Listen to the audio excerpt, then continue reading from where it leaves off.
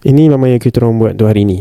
By the way, bukan laman kita orang buat hari ni. Kita orang buat Shira Plank. Hari ni suara aku tak berapa okey sangat sebab aku sesama. Hidung aku tersumbat, so cakap pun macam sengau-sengau sikit. Harap-harap korang faham lah ya apa aku cakap. Yang ni kita orang pasang besi dulu. Nak kasih pegang Shira Plank tu lah. Bila sesama ni rasa macam tak selesa lah. Macam aku ada 2 lubang hidung. Macam korang aku tak tahu ada berapa. Tapi masalahnya sekarang hidung aku sebelah je boleh pakai. Sebelah lagi macam ada tak ada. Bila kiri okey, kanan pula tersumbat. Lepas tu dia bertukar pula kadang-kadang.